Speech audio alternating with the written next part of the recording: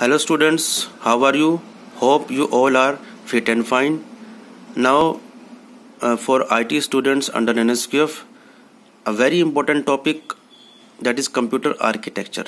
And what is computer architecture?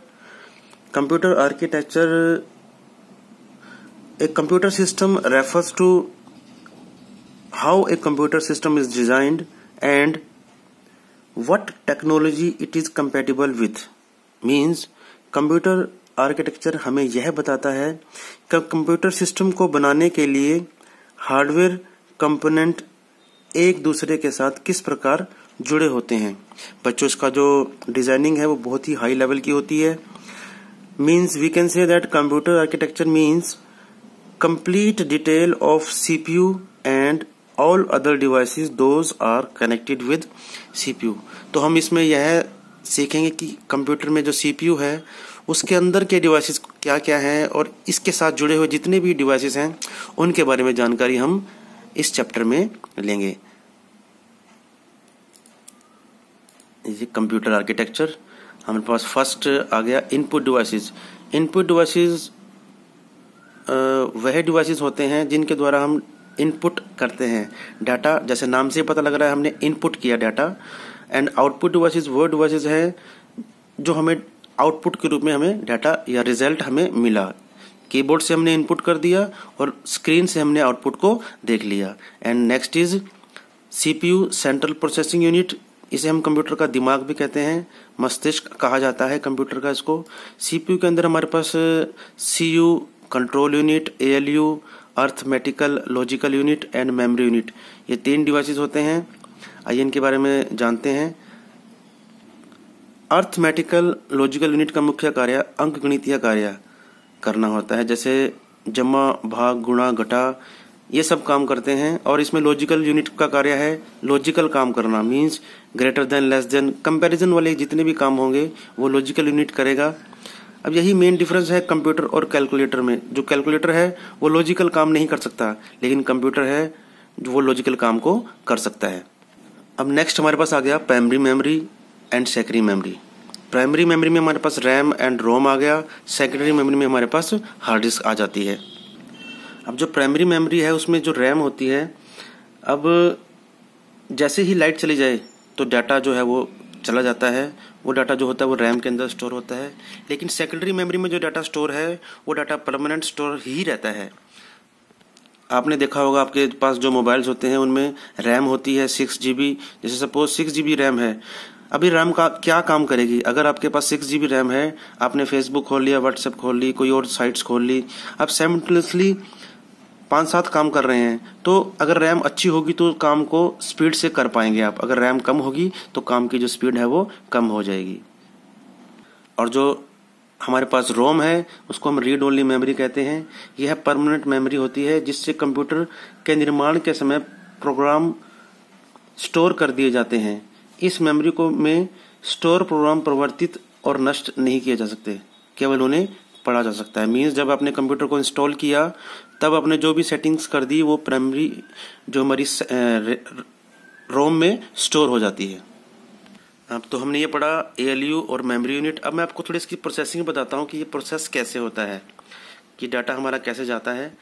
तो processing से पहले प्राइमरी मेमोरी में जो डाटा होता है और जो निर्देश होते हैं वह एएलयू में ट्रांसफ़र हो जाते हैं और वहाँ से उनकी प्रोसेसिंग का कार्य होता है। और एएलयू से जो रिजल्ट मिलते हैं, परिणाम मिलते हैं, उनको प्राइमरी मेमोरी में ट्रांसफ़र कर दिया जाता है। और प्रोसेसिंग समाप्त होने के बाद प्राइमरी मेमोरी में जो डाटा बचता है या जो भी लास्ट में रिजल्ट बचते हैं वह एक आउटपुट डिवाइस के माध्यम से आप तक पहुंचा दिए जाते हैं। तो यह सब प्रोसेसिंग होती है। और इस प्रोसेसिंग को जो कंट्रोल करता है, सारी प्रोसेसिंग को, उसको हम कंट्रोल यूनिट कहते हैं। The very main important concept is, मतलब जो कंट्रोल यूनिट है वो पूरी प्रोसेसिंग को कंट्रोल करता है। अब देखिए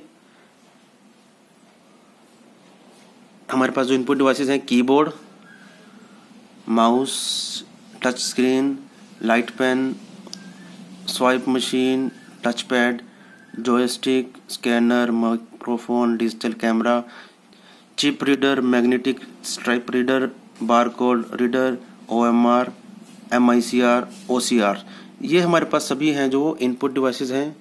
और आउटपुट डिवाइसेस में हमारे पास आ गया मॉनिटर, इसमें CRT, TFT, LCD और LED ये सब मॉनिटर्स हो गए। स्पीकर्स, जैसे हमने कोई सॉन्ग्स वगैरह सुनने हैं, स्पीकर्स हो गए। प्रिंटर, प्लॉटर्स एंड प्रोजेक्टर, ये हमारे पास आउटपुट डिवाइसेस हो गए। अब देखिए एरो, देखिए आप लोग, जो एरो आया है, इनपुट हमने जो किया, इनपुट से हमारा जो हमने इनपुट किया वो CPU के पास गया। CPU में कंट्रोल यूनिट ने, ALU ने, मेमोरी ने जो भी प्रोसेस किया, प्रोसेसिंग हुई, उसके बाद हमारे पास जो है वो आउटपुट यूनिट में डाटा आ गया, रिजल्ट आ गया। मींस आपने जैसे इनपुट किया 10 + 20 और रिजल्ट में हमारे पास वो प्रोसेस हुआ और रिजल्ट हमारे पास आ गया 30। अब ये पार्ट्स ऑफ कंप्यूटर सिस्टम, ये हमारे पास कुछ पार्ट्स हैं। देखिए ये जब ये कंप्यूटर हमारा असेंबल्ड हो जाता है तो वो इस तरह से दिखाई देता है। इसमें monitor, keyboard, mouse, printer, floppy disk, CD-ROM, computer case, speaker, तो ये सब असेंबल्ड रूप में आपको ये इस तरह से आपको दिखाई देता है। नेक्स्ट है इंटरनल पार्ट्स ऑफ CPU। अब हमने बाहर के पार्ट्स पढ़ लिए, इंटरनल पार्ट्स क्या हैं? पावर सप्लाई, जिससे जो पावर सप्लाई क्या करता है, सारे डिवाइसेस को पावर, बिजली देता है। कितनी पावर देनी है ये पावर सप्लाई डिसाइड करता है। DVD-ROM हमारे पास सॉन्ग वगैरह जो भी गाना डाउनलोड करना है या CD राइट करनी है, DVD-ROM काम करेगा। मदरबोर्ड हमारे पास जो भी जितने प्रोसेसर इसमें लगे, देखिए मदरबोर्ड किस तरह से दिखाई देता है, ये मेन काम करता है मदरबोर्ड। CPU, फिर हमारे पास आ गया CPU फैन, ये कूलिंग के लिए होता है। RAM, random access memory, speed के लिए होती है हमारे पास। देन ये VGA कार्ड हमारे पास है, साउंड कार्ड है, साउंड देता है। हार्ड डिस्क, इसमें डाटा स्टोर होता है। Reader, all in one internal, तो सब ये CPU के अंदर के पार्ट्स हैं, इंटरनल पार्ट्स ऑफ CPU। तो आज हमने ये कंप्यूटर आर्किटेक्चर कंसेप्ट पढ़ा। तो बच्चों आपने इसको ध्यान से देखना है, समझना है, इस चित्र को बनाना है और मुझे चेक करवाना है आपने। और कोई भी क्वेरी हो तो आप इस ID पर आप क्वेरी कर सकते हैं। Thanks you very much.